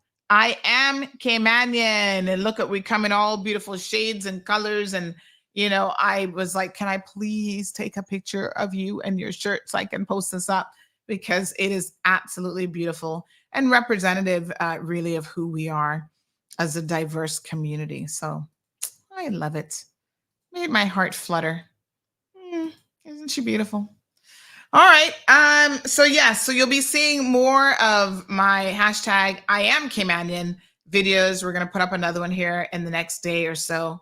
And like I said, I was really, really so incredibly happy to have the opportunity to capture a lot of the seamen. And listen, when you talk about pride, don't listen. That was some straight up pride. They were like, I am Caymanian, proud and bred and happy to be. And I was like, yes, honey, chill. I love it. Love it, love it, love it.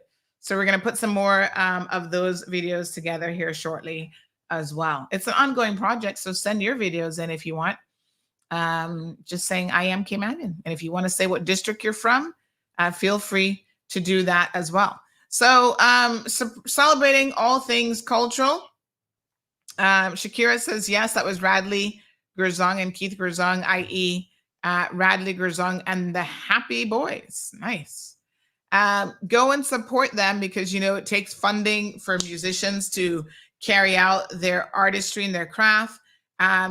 Everything from, having to buy instruments. If they travel, they've got to pay stuff out of pocket. So please visit their website and go purchase the albums and support them. Chris on Instagram says that design was something I always wanted to do. So I thought, what better time to get it done than for the tour? And I have to represent 100%. Chris talking about, of course, the guitar, the coat of arms on the guitar. And Chris, I absolutely love it. I don't know who did it for you. Who actually did put that on there? It's beautiful. Absolutely beautiful. So we'll stick you up on CMR and give you a big shout out for that, Chris. Really is beautiful. Wow. Well done. We love it. And good luck on the tour. I don't have to tell you all to make us proud because I know you'll be doing that. And enjoy yourselves. Enjoy what undoubtedly, Chris, will be an amazing experience. I mean, you're going to remember this forever. So beautiful. All right. Thank you so much to, again, Swanky Kitchen Band touring during their East Coast tour of the U.S. Okay, moving on to a few more topics. Remember now the show goes until 9:30. We're doing 7:30 to 9:30, 2-hour show. I know it seems a little bit short when y'all been used to going strong for 3 hours, but it gives me time to go out there and get news and get other stuff for you. So listen, let's talk a little bit about some court-related matters. First of all, our condolences to the Haitian community. They lost 40 Haitians who were trying to get into the U.S., I guess. They were aboard a vessel that was filled with desperate Haitian migrants, is what the poor article says, ended in tragedy when some 40 people died after an explosion. And this is crazy, but the explosion was caused by them doing some sort of voodoo ritual. Lord Jesus, what a hot mess. So this happened 3 a.m. on Wednesday on the coast of the Labadie in northern Haiti, where they participated in a ceremony meant to seek protection for their dangerous journey by sea, fleeing their homeland. And unfortunately, they're seeking protection and end up causing an explosion that killed 40 of them. And this is something that they do quite often. This is a common practice where they will carry out, listen, it's their religion. It's part of their culture. I'm not here to make any, commentary about that. That's on them. But yes, so they practice voodoo and, they oftentimes intertwine it with Christian practices and stuff as well. But anyway, it is considered very common practice, something that they do before going out on the high seas to try to give themselves a little bit of luck. So the group decided to do this Haitian ritual, and they stopped in this area, which they considered sacred, in order to do so. And unfortunately, it involves rum and wine, and they pour it in the ocean, and they light candles. Well, I probably don't have to tell you, when you have rum, candles, and 2 drums that were filled with gasoline, what might actually happen. So the gasoline drums caught on fire and they exploded. And unfortunately, these people were killed. A big shout out to Jacqueline Charles from the Miami Herald. She covers all of these stories. She is a Haitian American. I think one parent is Haitian, but anyway, she covers a lot of the Haiti. She's considered an expert on Haiti for the Americas, and she covers it for the Miami Herald. And you can often hear her like an NPR radio and other things. But anyway, people did survive. There was a total of 80 people on board, but 40 people, unfortunately, ended up losing their lives. So very, very sad situation. So they blamed the tragedy on the use of wine in the ceremony, which is considered a bad omen because it symbolizes blood. Child, might I just suggest not doing any kind of thing like that? Anyway, like I said, it is quite common for them to use voodoo in these clandestine boat voyages where they're trying to get to the United States of America or some other safe harbor. And they often credit their safety, for their voodoo practices. So sad, sad, sad all around. What a hot mess. So they rescued 41 and another 40 were presumed to have died at sea. They said this particular boat was headed actually to Turks and Caicos, a British overseas territory about 155 miles from Haiti. Oh, those poor Haitians, honey child, they're running as fast as they can out of there because of all the violence and stuff in their country at the moment. All right, so in other court news, we have some court-related news now. The police are looking for two men. I don't know if you guys saw this story. They say that these two Brazilian nationals are wanted. Child, they kind of look like they could be Caymanians. I gotta be honest with you. Could have fooled me. But make sure you know they're not one of us. Praise the Lord. Hallelujah. But they are wanted by the authorities. So I think it's so interesting and so brazen that we have visitors now coming to our shores who are deciding to, you're not even here good yet. I mean, you're here as a visitor and you're breaking all sorts of crimes, or breaking all sorts of laws. My apologies. So it looks like this is, I don't know where this photo was taken. It's obviously the same room given the backdrop. So I don't know if they were detained by our agency here and they had these photos of them, but can I encourage them to start taking better pictures of visitors and stuff, people when they're coming in, so that when we need them, we can get a much better photo, because both of these are so fuzzy. I could have taken a better picture of them with my iPhone. Come on now, get your equipment together, folks.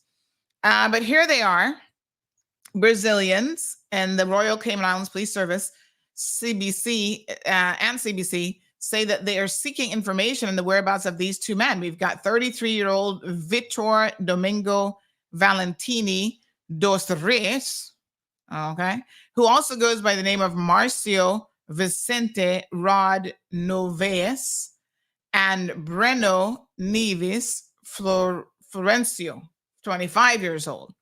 So a 33-year-old and a 25-year-old now being sought after. Both are Brazilian nationals who are visiting Cayman, and they're wanted by police on suspicion of theft and money laundering. The audacity. The RCIPS says, do not approach these men if you see them, but instead call 911. Sounds like they're dangerous. Oh my gosh. Provide as much detailed information description as possible regarding their location and direction of travel, if not static. Wowee. What a heat. No, sir.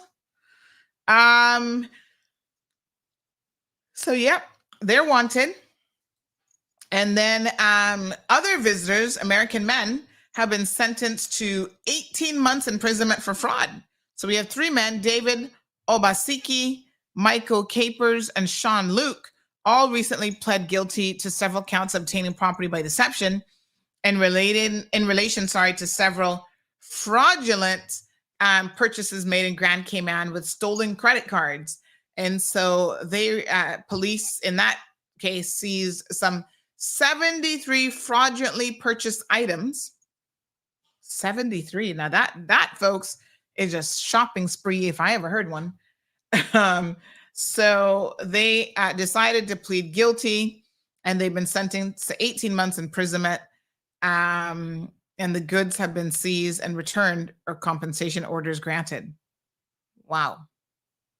What a mess. Unbelievable. So we'll get some pictures of them and stick them up as well. I found one online already, and I'm working on getting the other ones. But boy, you imagine the audacity of when you travel, going to somebody else's country and breaking their laws. Ooh, honey child. Somebody fooled y'all and told y'all this was paradise. It might be, but you're still going to go to jail, and you're going to spend some time in a paradise jail. So behave yourselves when you come here, please. But big shout out to the Financial Crime Investigation Unit. They were involved in coordinating with international partners to identify overseas victims whose credit card details were among those stolen. And this guy, Dave Obaseki, I can tell you, this is definitely not his first time at the rodeo.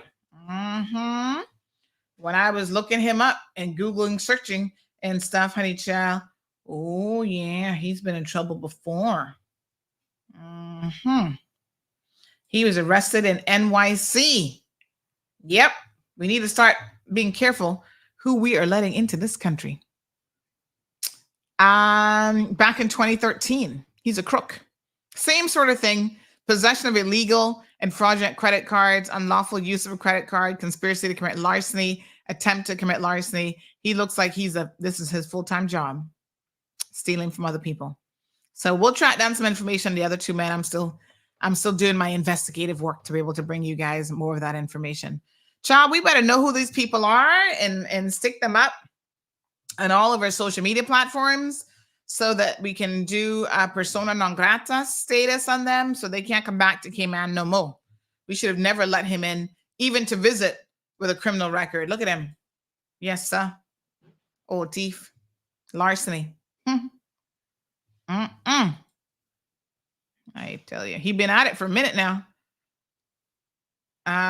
He was 22 at the time of this. 6 counts of possession of illegal and fraudulent credit cards. 1 count of larceny, the 6th, and conspiracy to unlawfully use a credit card, another count. So he started young, and he has certainly, here we are over 10 years later, my boy has not stopped. So, you got to know a criminal when you see one, honey child. At least do a little background check on some of these people, but there you have it. All right. KK, I think you were asking about the housing thing. We covered that first, so please hit that rewind button and go back and check that out. Let me just see what else we got going on.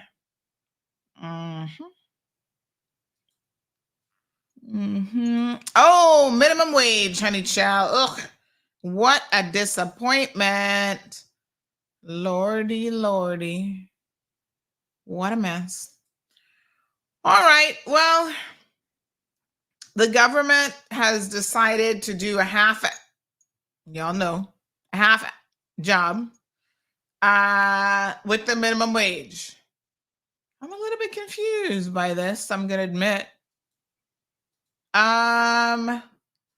So what they did, which is bizarre, is they decided to just give one industry a raise.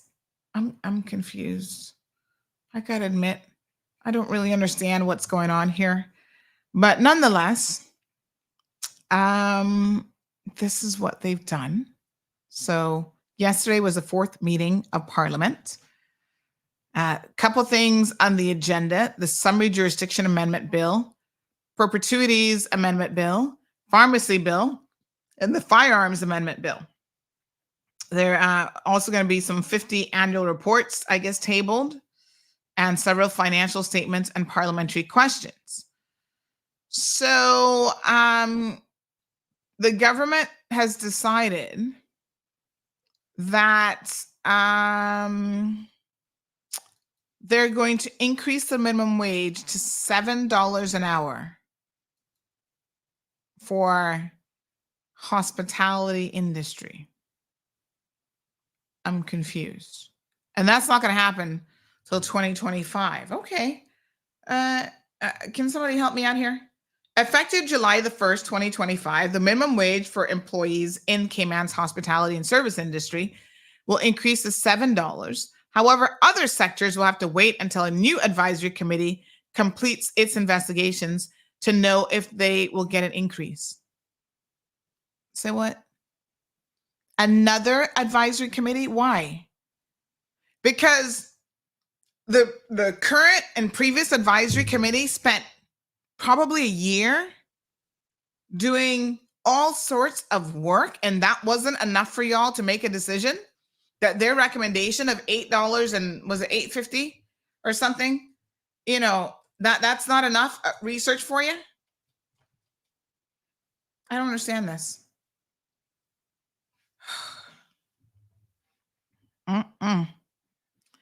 Listen to me. The committee spent countless time, making recommendations. They talked about their research and how they came to the conclusions that they came to, the overall direct cost of a proposed new minimum wage, et cetera, et cetera. If the government doesn't want to increase the minimum wage because they see that it's going to have a detrimental impact on, small to medium-sized businesses, why don't they just be honest with you guys and tell you that? Instead of this foolishness of being all over the place with, only God knows what kind of decisions that they're going to be making. I just don't understand it. I don't understand this.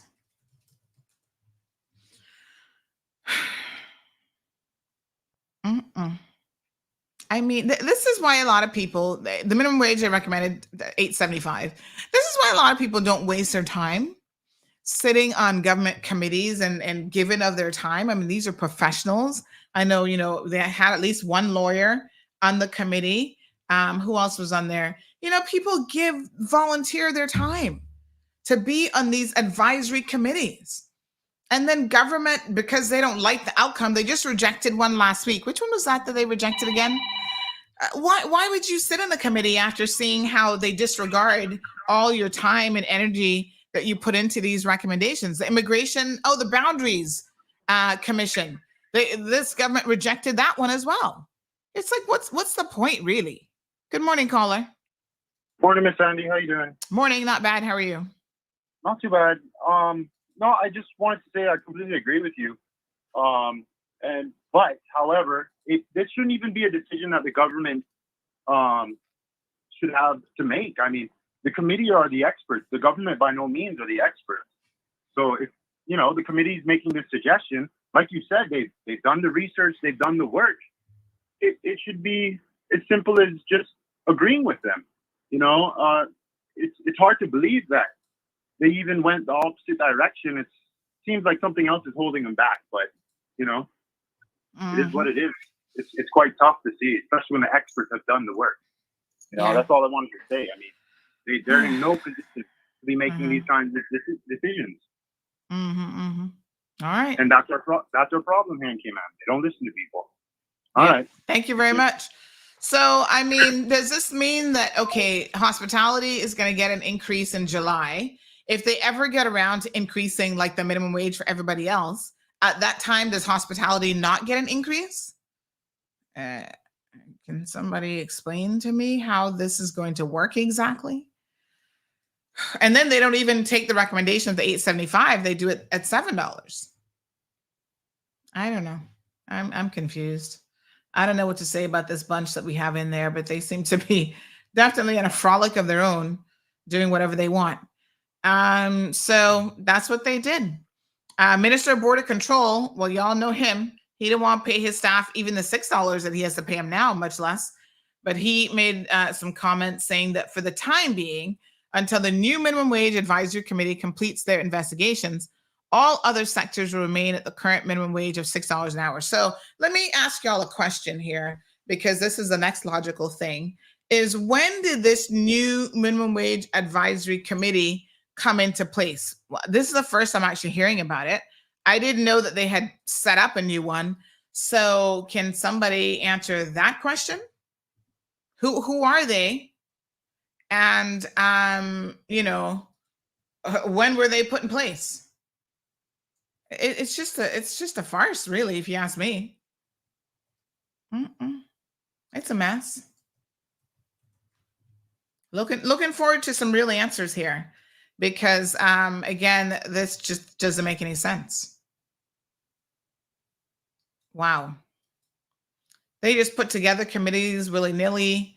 Like I said, when you have government ministers themselves who own companies who themselves don't want to pay pension, insurance, and people's salaries at the current minimum wage, you could see why there could be a conflict of interest.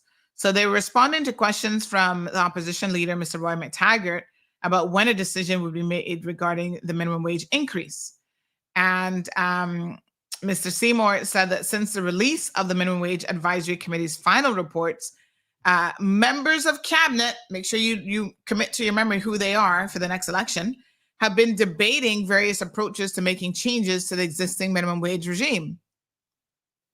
Given careful consideration to the implications for Caymanians, as well as the general economic concerns. You mean you didn't do this before you put together the last Minimum Wage Advisory Committee? They said after much consideration, this is what Seymour said, Dwayne Seymour, a decision was made to initiate the reactivation of a Minimum Wage Advisory Committee with specific instructions to investigate and recommend a sectoral approach to minimum wage for the Cayman Islands. Well, why didn't y'all do that before? Pretty much it's the same cabinet members with the exception of Mr. What's his name? MP for Newlands, Mr. Wayne Panton, and maybe Chris Saunders was there initially. Everybody else is the same. So did the previous Minimum Wage Advisory Committee not looked at the sectoral report already? And you see, now they're going to complicate your lives because you can see the foolishness that will come out of the sectoral approach. Those of you who are already running afoul of the immigration laws and the work permit laws will definitely be doing so even more so to fall into a sector where minimum wage is less. All right, keep it up. The clown show continues. Andrew says, wow, so the man or woman cleaning the toilet, cesspool, wonder how much they'll be paid. Cooks, I guess we're going to be categorized. God help us. Mm-hmm. Perla says, no budget will be stretched. Example, how to stretch $100. And how can we live with $7? Sugar is 1 pound, used to be $1.49. What? Sugar is 1 pound. It used to be $1.49. I'm confused. Oh, now it's $2.49. Shaking my head and kissing my teeth. Everything has gone up, I gotta tell you. Fresh Joe says, how does another committee make sense after how long they took to do the research with the Minimum Wage Committee, LMAO? For real. Like I said, they're just feeling their way. They're worse than a person who has no sight, no physical sight. They have no foresight, but that's far worse because they're just feeling their way in the darkness like it don't even make any sense. Trust and believe me. Everything in the world has gone up, the price of everything. You know, it's called inflation. Posted it yesterday. This poor guy is like, he went to, let me see, where was it that he was at? He says a man reorders his identical Walmart shopping cart from 2022. Did you guys see this post? And the bill went from $126 to $414 in 2 years.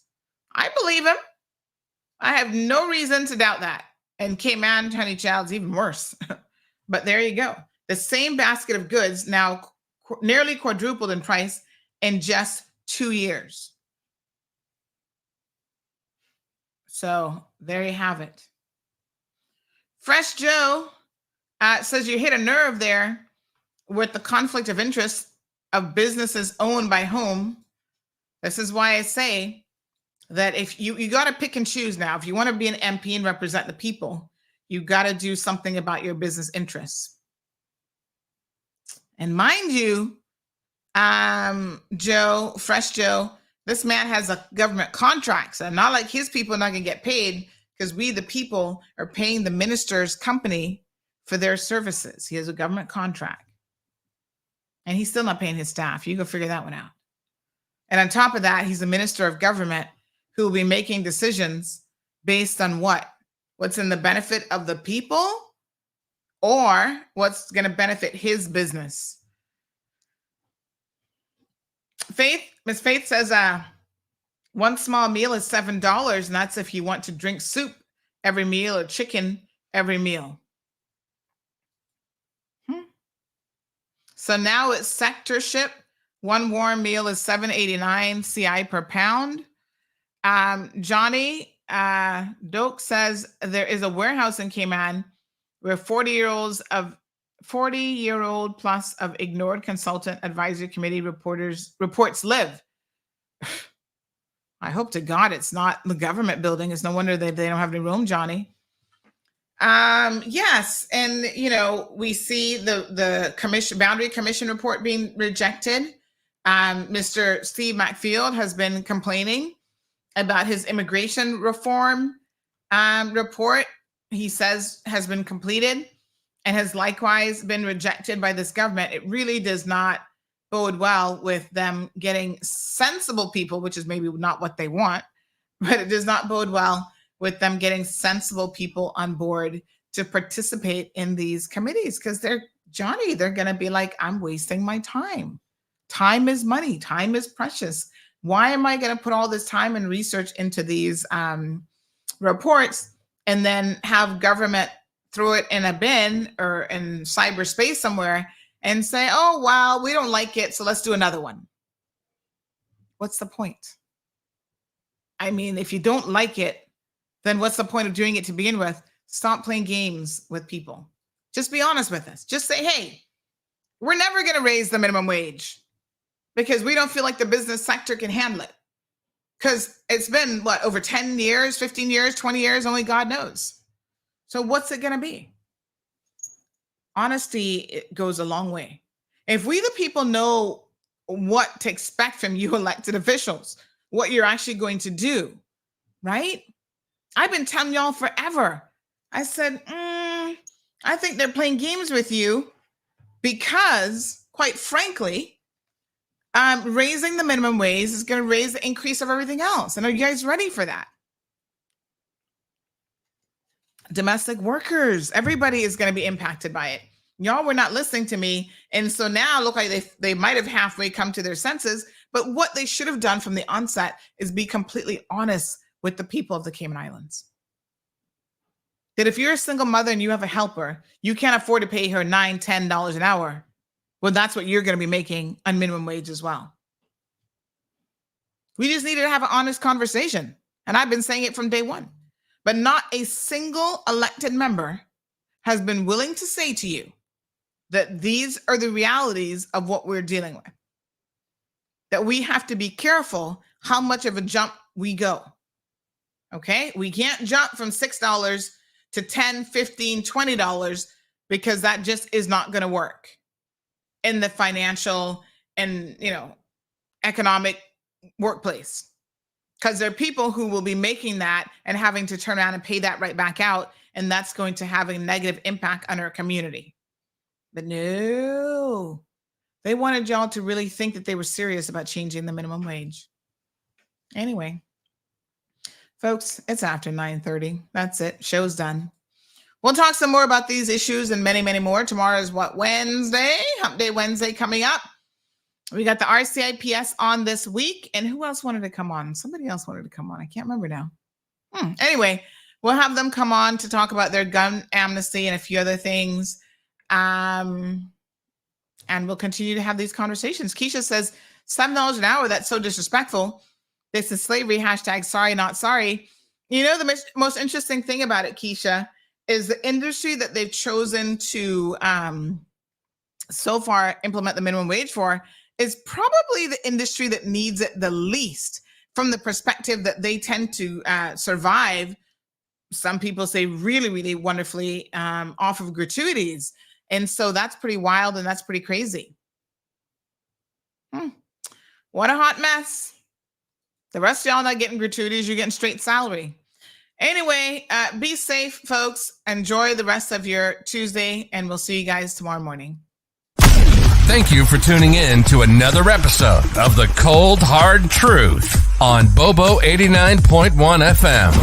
Cayman's #1 talk show is live weekdays from 7:30 a.m. Never miss an episode again. Watch anytime on CMR's Facebook and YouTube channels for the latest show episodes. Don't forget to follow us online on our social media channels. And visit CaymanMarlRoad.com for all the latest news and community happenings.